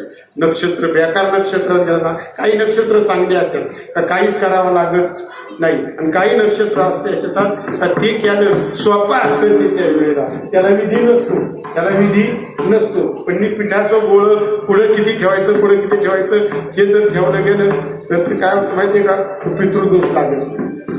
विधी त्या नक्षत्राची शांती करायची आणि ती त्याच वेळेला होते. आता कधी कधी हस्ती दोष लागतो, तुम्ही हस्त्या काढिता, काढल्यावर लवकर नेती नाही, कुठेतरी ठेवता, त्याला विटळ होतो, त्याला दोष लागतो, आणि दोष लागला का त्याला हस्ती दोष म्हणतात. बापाला जिवंतपणे जीव घातला नाही हा दोष लागत नाही. बापाचा कळताळ घातला याला पितृदोष म्हणत नाही, याला पितृदोष म्हणत नाही. मग हे दोष वेगळे आहेत आणि त्या दोषातून मुक्त होण्याकरता ह्या विधी कराव्या. त्या काय करावा, विधी कराव्या. आणि ह्या विधी केल्या त्याचे अन्नदान, कथा कीर्तन. कारण मी नेहमी सांगतो तुम्हाला, वर्ष श्राद्धाला 5.5 महिन्याला नेहमी कीर्तन कीर्तन तुम्ही म्हणसा तुमच्याकडे टाळके घे, बाकी दुसरा भाऊ यावं, दुसरा काला मला बोली का एक सांगतो भाग सांगायचा नाही, पण हा गजर होतो भाऊ बिन घोड्याचा आणि बिन वाजंत्याचा नवर जामून म्हणून काय जमत. लोक म्हणते ना कोणाचं लग्न म्हणजे भाऊच्या पोराचं होतं, भाऊला का भीक लागली का, गावात तिकडे तिकडे नाचवतो, बिन वाजंत्र्याचा नवरदेव गावातून नेला तर काय होईल, वाजलं पाहिजे. वर्ष श्राद्ध सुद्धा आनंदात स्वगा ढोंगा झालं पाहिजे आणि आनंदाने वाजत गाजत त्या जीवात्म्याला वाट लावायचे. आणि ते पुण्यच्या द्वारावर म्हणून बाप गेल्यानंतर आईबापा करता करा, आईबापा करता करा. काही जरी पुढे दिसलं तर आपल्या बापाच्या स्मरणार्थ तिथं मुठभर दान द्या. त्यांना पोचात तुम्हाला कसं पोचतं, एवढ्या पंचायतीचं काय करायचं तुम्हाला मी सांगतोय, ध्यानात ठेवा. डोकं दुखत असलं, कमरेला इंजेक्शन दिलं तर राहतं काय, इंजेक्शन पुढं ते गेले तिथे, पण इथून केलं तरी ज्याचं त्याला पोसात. आता इथं थांबा, वाढवण्यात मजा नाही. म्हणून आजचं हे कार्यक्रम आप्पांचा आमचा अनेक 4 पिढ्यांचा सुरू. त्या जुन्या पिढीला दीपक मुळे पुन्हा उजाळा बसला, कारण शाळेच्या निमित्ताने तो घरी राहिला. घरातील सगळ्या लहान मोठ्यांच्या ओळखी झाल्या. पुन्हा ही माणसं तिकडे येऊ लागली आणि ती माणसं इकडं. सरपंच तसं त्यांचा आमचा काय संबंध नाही. पाबळे जरी असं का आम्ही काय भावबंद आहे तुम्ही, आणि आम्ही पाबळे म्हणून तुम्ही कावळे काय आमचं सोयरे नाही.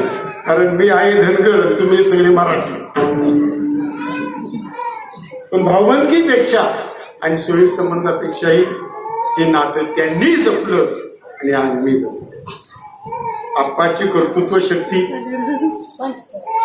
पुढे परमार्थिक क्षेत्रात, गाव क्षेत्रामध्ये असणारा दानधर्म,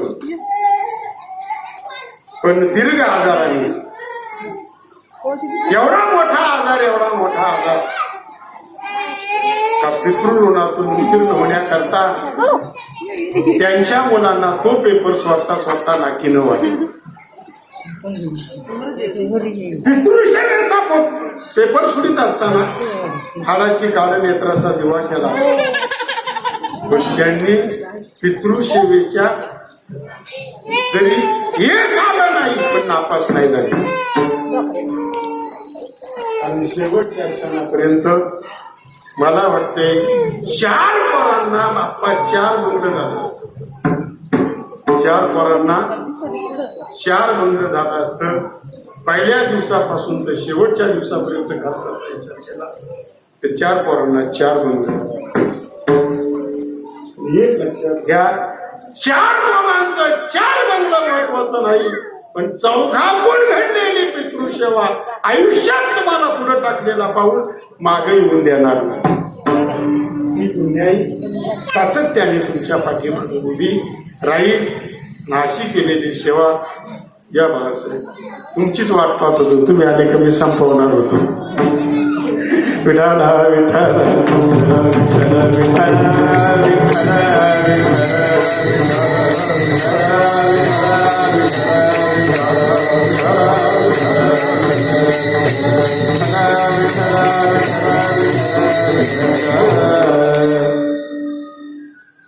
असं सगळ्यांचं म्हणणे का तुमचं येणं म्हणजे कार्यक्रम संपलं.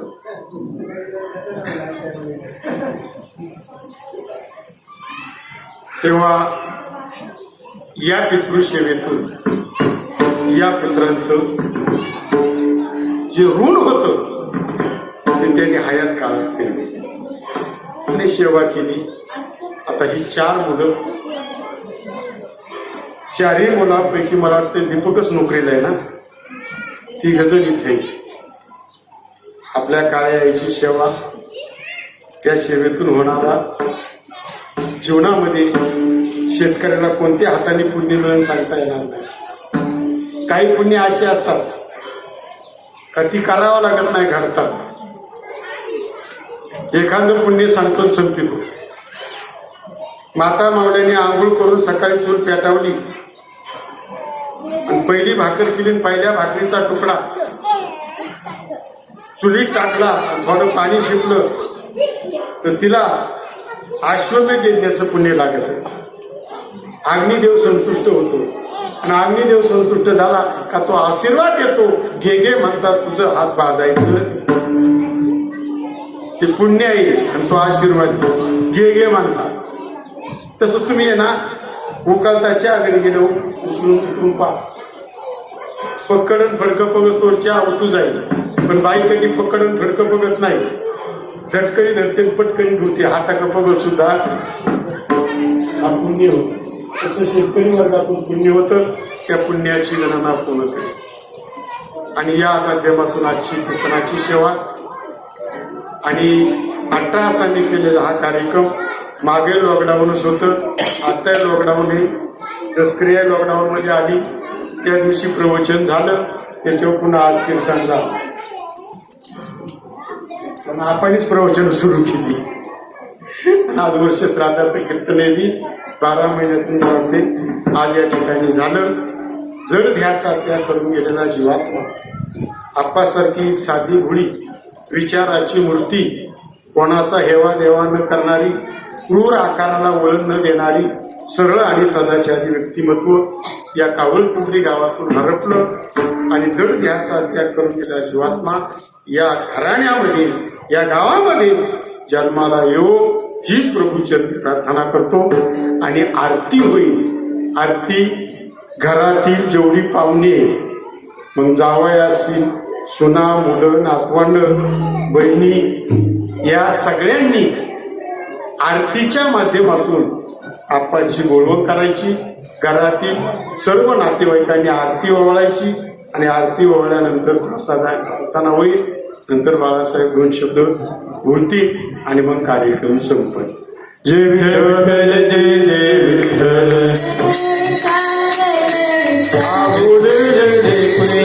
देवा कुणी उत्तरे,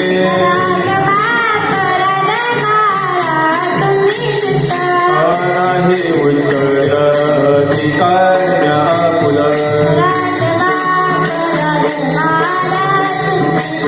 तुकामने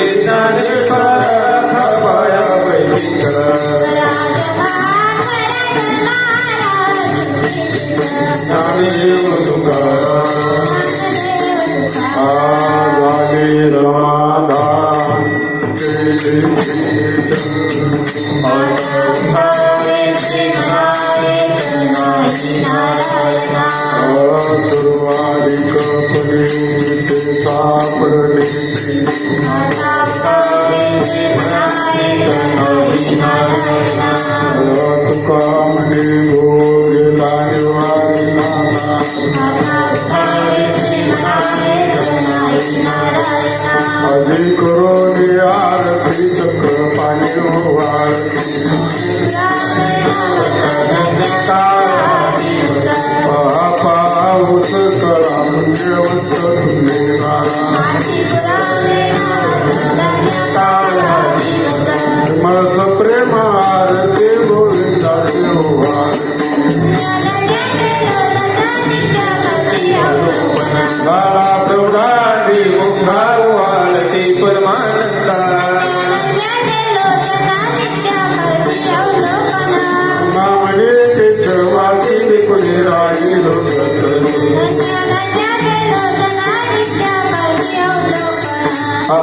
कुठं लावाला पहिली चौघांनी जोडी जोडी नवाळा योगे 28 विषवरी उभा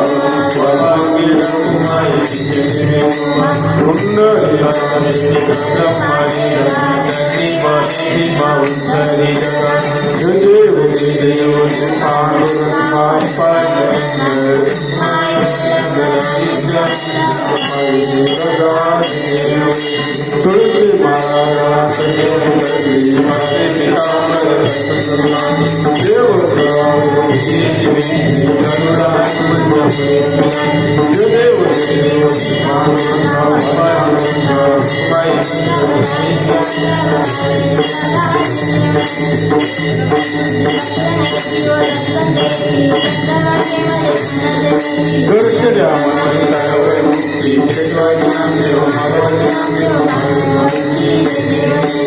माळा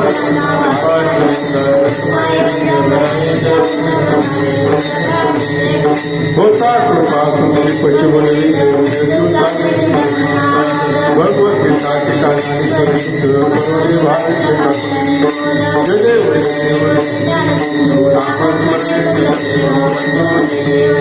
चौदाशे वर्षाचे करोडी कृपाचे समाधी सभाय सकल समुदाय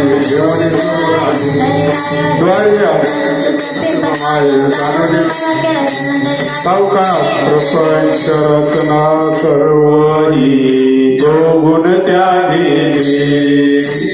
अनुतापाची ज्वाली वैराग्याची निष्ठा प्रभुविदा करी आणता म्हणता गौरवी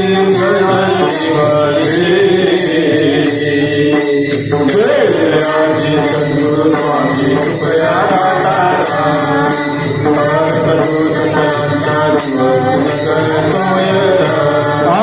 हरिभक्तीचा महिमा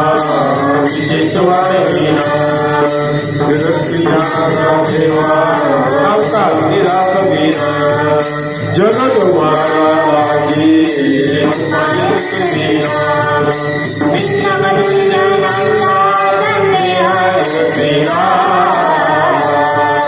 जय दयाजी सद्गुरु स्वामी नातवंड या नातवंड सगळी नातवंड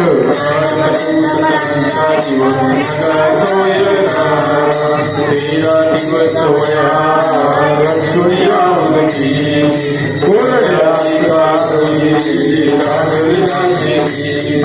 बापार कविता शक्ती निरंजन रोगी श्रवणे कीर्तने तुमच्या विठ्ठलकी जनलोकी जय जयाजी स्वामी कृपया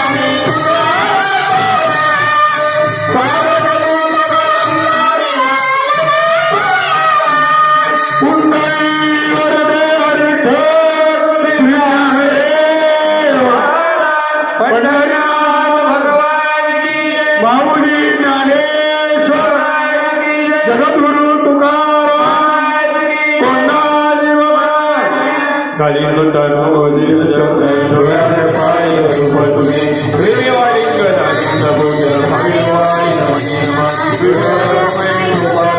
मागणे प्रति आहे तुकाने आता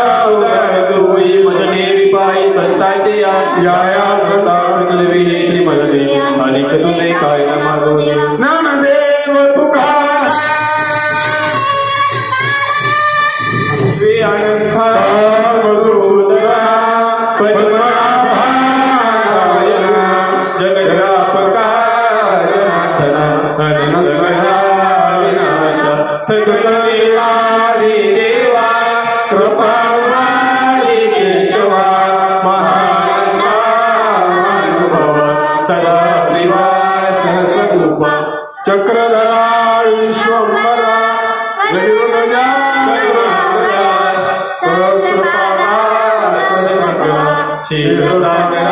शीर्षनयना कमलनयना कमलावती कामिनी मोहना मदन मूर्ती भवतारकारित्यासिती वामन मूर्ती त्रिविक्रमा अगाय सगुणा निर्गुणा जगदनित्या जगजीवना वसुदेव देवकी नंदना बळरागना बाळकृष्ण तुका मन ठाऊया माझे चरणी हे जगदसे विनवनी भववंतनी सोडवावी सकळ देवादी देवा कृपाळु हारी केशवा महानंदा महानुभाव सदा शिवा सहस्रूप आता विश्वास देवी हे देवाकी यज्ञ तोषावी तोषोनी मस्यावी पसाय देखांची कटी सांडो तया सत्तर जीवारो भूता परस्परे पडो मैक जीवांचे दुरितांचे तिमुरावो विश्वस्वधर्मस्वने पावो दुर्दैवांचे तो धिरावो दानिराज वर्षते सकल मंगळे विश्वनिष्ठांची मागे आले अनावृत मंडळी भेटतो तया भूता सवा कल्पतरुंचे आदर चैतनाचिंता गोडते चंद्रमे जयालांछन मारतंड ते सर्वाई सदा सजन किं बहुना सर्वसुखी पूर्णोहि निहिलोकी भजे जो आदि पृथ्वी अखंडित आने वृंदोकी विशेषी लोके दृशादृष्टिये भवानी ते तमने श्री राहो आहुई जगान बसारो हे देव ज्ञानदेव सुख्याधान हे देव ज्ञानदेव सुख्याधान हे ज्ञानदेव सुख्याधान शांती शांती कसा खाली सर्वांनी यानंतर हात ठेवते तरी नका निवड आमचा गेला आता या ठिकाणी सर्वांनी 2 मिनिट शांत बसायचे आपल्या सर्वांचे प्रेमाचे आमचे बाळू काका आमचे म्हणजे सगळ्यांचे ते मला बस खाली परवा सहज बोलता बोलता विषय निघाला काका सरपंच म्हणजे एका भाऊ म्हणले पण या दोघातूनच कारण खरं माव जोडीदार हेच येतो त्यांना माझा राग यायचा नाही मला त्यांचा राग यायचा नाही त्यांना म्हटलं फाट्यावर लय गर्दी झाली फाट्यावर लय गर्दी झाली आता जांबूचं महत्व जाईल त्यांनी मला एका शब्दात सांगितलं ज्या दिवशी बाळू काका जांबूत मध्ये नसतील त्या दिवशी फाट्यावरची गर्दी खरी पण तोपर्यंत जांबूतची गर्दी हटायची नाही बाळू काका आहे तोपर्यंत जांबूत भरलेले त्याचं कारण काकांनी तुमच्यावर सगळ्यांवर केलेलं प्रेम आणि तुम्ही केलेलं त्यांच्यावरचं प्रेम ते परिसरात कीर्तन असलं पाहतो काका साधं दत्त जयंतीला आले तरी 1500ची देणगी घेऊन जाणार काही धार्मिक काम असेल तर सगळ्यांवर सारखं सप्ताह असेल तर काल्याला 1500 रुपये देणगी घेऊन जाणार ते म्हणणार नाही कोणाचा कार्यक्रम आहे पण ज्यांच्या घरी कार्यक्रम आहे धार्मिक कार्यक्रमाला अन्नदान करतात सर्वांवर भरभरून प्रेम करणारे आणि त्यांचे प्रेमाचं 2 शब्द हे त्या जीवात्माचे सुख समाधान आहे म्हणून काका आणि आपणचे संबंध काका प्रगट करून दाखवतील. आता कार्यक्रम संपलाय, फक्त काकांचंच भाषण होईल, नंतर कोणाचे होणार नाही. आरती झालेली आणि आता श्राद्धाचं आहे. जरी खात नसलं तर कुणी मरत नाही, पण जर खाल्लं नाही तर तो जीवात्मा समाधानी राहत नाही. तो सगळे जेवले, याला काय घड्याळ लागत होतं का गपचूप बिन जेवणाचा घ्या. सगळ्यांनी जेवा, मी जेवणारे, तुम्ही सगळ्यांनी जेवायचं. अन्नदानाचा प्रसाद एकदा खायला घेतला का पुण्याची गणना आणि आपल्या तुमच्या आमच्या वाट्याचं पुण्य घेऊन आपण आज स्वर्गामध्ये प्रवेश करणार आहे. आणि सगळ्या नातलगांना सांगणे, ज्यांनी ज्यांनी आरती ओवाळली, आजचा आपाचा शेवट. सरपंच हसू नका, पहिला तर तुमच्यावर टोला आहे मावा, नुसता स्वयरा स्वयरा नका म्हणू. आज आपाच्या स्मरणार्थ शेवटच्या आपाची आठवण म्हणून सगळ्यांनी या संस्थेच्या पोरांना बक्षीस द्यायचं. कारण काका यांना मज घातली, यांना का सोडायचं. आणि त्या स्मरणार्थ त्यांचं शिक्षण होतं आणि त्या शिक्षणाने त्यांनाही पुण्य लागतं. आणि या माध्यमातून तुम्ही जे देता त्याच्यावर आतापर्यंत हे चालत आलं. लॉकडाऊन तरी मी बंद पडून दिलं नाही, कारण तुमचा सगळ्यांचा आधार. म्हणून सर्व नातलगांना विनंती, पाहुण्यांना विनंती, या मुलांना आपल्या इच्छेला येईल. माझी काय फार मोठी भावना नसते, पण आपणची आठवण म्हणून 150 जास्त 500 दिलं तर मी नाही म्हणणार. भाऊ मी काय सांगतो, हा लक्ष आहे का, पिठावं नका लक्ष देऊ. सर्वांनी एक दीर्घ रूपाने आपणचं स्मरण म्हणून द्यावा, ही सर्वांना विनंती करतो. आणि काकांना सांगतो, आपलं मनोगत व्यक्त करा. स्वर्गीय सदाशिव आप्पा बाबुराव पावळे यांचं प्रथम पुण्यस्मरण, त्या निमित्तानं जमलेले त्यांचे सगळे आप्त नातलग मित्रपरिवार, सगळे कावडपिंपरी गावातले सगळे प्रमुख मंडळी, प्रत्येकाचं नावोल्लेख करीत नाही. प्रथमतः त्यांचं सर्वांचं मी या पावळे कुटुंबियाच्या वतीने ऋण व्यक्त करतो. आज आप्पांच्या या प्रथम स्मरणानिमित्त ज्यांनी कीर्तन केलं, हरिभक्तपरायण विठ्ठल महाराज पावळे. मला वाटतं महाराज किती 40 वर्ष कीर्तन करते का 50?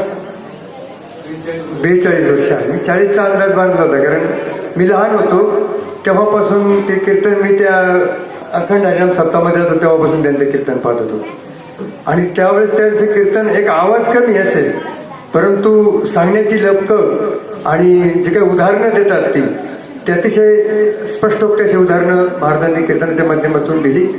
अतिशय ज्ञान महाराजांनी त्या निमित्ताने या ठिकाणी दिले. त्यांचे या ठिकाणी मी या पावळे कुटुंबियाचं ऋण व्यक्त करतो. आल्याबरोबर पाहिलं तर मोहिनीताई पकवत वाजवतात, मी अजून पाहिलंच नव्हतं पकवत वाजवताना. म्हणजे ही परंपरा महाराजांनी आपल्या मुलीला त्या निमित्ताने कीर्तनची सेवा त्या ठिकाणी ते करतात. पकवत वाजवताना मी आजच पाहिले. हा, आणि हा नातू हे माहीत नव्हतं मला. मी म्हटलं असं विद्यार्थी, आणि म्हणजे सगळे घरातले, आणि गायक कामचा अतिशय सुरक, किती गोड आवाज आहे महाराजांच्या मुलाचा. काय नाव? हा, सोपान काका. अतिशय सुंदर गोड असा आवाज. आणि मग ही सगळी मुलं महाराजांनी ह्या ठिकाणी शिकवत या ठिकाणी लहानची मोठी केली. त्यांनाही त्या धार्मिकतेचं महाराजांनी ह्या ठिकाणी त्यांना अतिशय चांगलं शिक्षण दिलं. अतिशय चांगलं काम महाराजांच्या हातून होतंय, त्याबद्दल परत एकदा त्यांचं या ठिकाणी मी ह्या ठिकाणी स्वागत करतो, ऋण व्यक्त करतो. खरं सदाशिव आप्पा अतिशय प्रेमळ स्वभावाचे आप्पा. म्हणजे आज नाहीत असा अजून विश्वास बसत नाही. शेवटी नाईलाज आहे, थोडा आजार त्यांना त्या निमित्ताने झाला आणि आपल्यातून जावं लागलं. परंतु ते आपल्यात आहे असं का वाटतं, का त्यांचा असलेला स्वभाव प्रत्येक त्या ठिकाणी प्रत्येक माणसं जमवण्याचं काम या ठिकाणी आप्पांनी केलं. प्रेमळ असा स्वभाव. आमच्याही दुकानामध्ये आल्यानंतर 1-1 तास त्या ठिकाणी बसून असायचे, गप्पा मारायचे. अतिशय गोड प्रेमळ स्वभाव. आणि अनेक प्रेमळ स्वभाव या ठिकाणी, प्रेमळ स्वभावाने माणसं जमत असताना आमच्या गावचे कार्तिक जोडीदार सगळेच मला म्हणले, मला यायचे, पण म्हणले माझा वेळ कमी जास्त सांगता येणार नाही. आपले दत्तात्रय आमचे शंभू महादेवाचे ते पटांगण त्या ठिकाणी साफ करत असतात. त्यांना काही कुठले गावची देणगी नाही काही नाही, पण आपल्या मनानेच त्या ठिकाणी त्या ठिकाणी शंभू महादेवाचं पटांगण त्या ठिकाणी अगदी साफसफाई ठेवायची कामं असतात. रेषीय असत्या केवळ आपणच्या स्वभावामुळं सातत्यानं आपण त्या ठिकाणी जाऊन बसायचे म्हणून ते आले. आणि अशी बरीच मंडळी पाहुणे मंडळी आज त्या ठिकाणी आलेली आहे. अतिशय या कावळपिंपरीचं ह्या ठिकाणी आपणचं गावाबद्दल असलेलं प्रेम, गावामध्ये गावाचा विकास होण्याकरता सातत्यानं त्या ठिकाणी ते आग्रेभागी असायचे. सरपंच दगडमळा बाळासाहेब कावळे, त्यांचे सगळे मोहनशेठ पावळे असतील, सगळी मंडळी या ठिकाणी गावचा विकास करत असताना सातत्यानं त्यांच्याबरोबर त्या ठिकाणी आपण त्या ठिकाणी असायचे. म्हणजे गावचंही सातत्यानं मी काहीतरी देणं लागतोय, मला काहीतरी गावाचं केलं पाहिजे या माध्यमातून आपण गावाची सेवा करत असतात. परंतु शेवटी एक ना एक दिवस जायचंय, आपण जावं लागलं. कावळपिंपरी गाव छोटं गाव महाराज, पण हे मंदिर ज्या वेळेस उभं केलं ह्या लोकांनी विठ्ठल रुक्मिणी पांडुरंगाचं, आणि तिथून पुढं यांची हरिपाठ सुद्धा मी कधी येत असतो पाहिलं, खूप गर्दी असते हरिपाठाला. आमच्या जांभूर गावाला इतकी गर्दी नाही राहिली, इतकी हरिपाठाला गर्दी असते. म्हणजे त्यांनी अगदी वाहून दिले पांडुरंगाने त्यांनी त्या ठिकाणी. त्या कावळपिंपरीमध्ये काहीच नव्हतं त्या तुम्हाला हे माहिती नाही का. म्हणजे अतिशय आनंद या ठिकाणी लुटतं. सुंदर असं मंदिर त्या ठिकाणी त्यांनी उभं केलंय, मंडप केलाय. अजूनही भविष्यामध्ये अनेक प्रकारची त्या निमित्तानं गावची काही प्रगती त्या निमित्ताने होणार आहे त्याबद्दल. आणि खऱ्या अर्थाने पांडुरंगाची सेवा सगळी मंडळी येतात, भरून जाते सगळे महामंडप. हा एक दृष्टीने कावळपिंपरी गावच्या दृष्टीने अतिशय या ठिकाणी महत्वाचा विषय आहे. अतिशय प्रेम या लोकांचं या भगवंतराव आहे. पण हे करत असताना आपण दिलेली शिकवण खऱ्या अर्थाने माझ्या मते ही मंडळी ही सगळी पुढे नेत आहेत. आणि म्हणून आज खरं सगळ्यांना असं गोड स्वभावाने आपण आपल्याला प्रेमळ स्वभावाने आपल्याला जवळ केलं. मुलं आपणची मुलंही त्यांच्या पाठोपाठ 4 मुलं, पण त्यांच्याच पाठोपाठ आपणच्या पाठीपाठ त्या ठिकाणी अतिशय त्यात आदर्श असं कुटुंब म्हटलं तरी चालेल आपणचं. आज मुलंही त्या निमित्तानं सातत्यानं गावच्या या जडणघडीमध्ये सातत्यानं भाग घेऊन गावचा विकास कसा होईल ही सातत्यानं या ठिकाणी त्यांची मुलं करत असतात. जे आमच्या फिरोद्या कुटुंबावर आपणचं प्रेम होतं तेच आता मुलांनी बी अजूनपर्यंत त्या ठिकाणी टिकवलेलं आहे. आणि मला नाही वाटत शेवटपर्यंत ते त्या ठिकाणी विसरतील म्हणून. आणि म्हणून अशी सुंदर अशी मुलं असते, सगळा परिवार आपणचा असेल आज या ठिकाणी कार्यक्रमाच्या निमित्तानं आलेला आहे. आपा आज आपल्या नाही साहजिकच दुःख आहे, कारण इतक्या लवकर जाणं शक्य नव्हतं. परंतु काही आजार आला आणि एक दिवस जायचे निमित्त होतं फक्त जाण्याचं. मग आजार असेल काही असेल, परंतु आज आपल्यात नाही. त्यांच्या जाण्याने आजच्या प्रथम पुण्य म्हणत साहजिकच त्या परिवाराला आपल्याला सगळ्यांना दुःख या ठिकाणी झालेलं आहे. या दुःखातून सावरण्याची शक्ती पांडुरंगानं आपल्या सर्वांना द्यावी असे मी प्रार्थना करतो. आणि परत एकदा आपणला नम्र असं या ठिकाणी मी माझं या ठिकाणी विनम्र असं अभिवादन आपणला करतो. आणि पुन्हा एकदा सर्वांचं व्यक्त करू.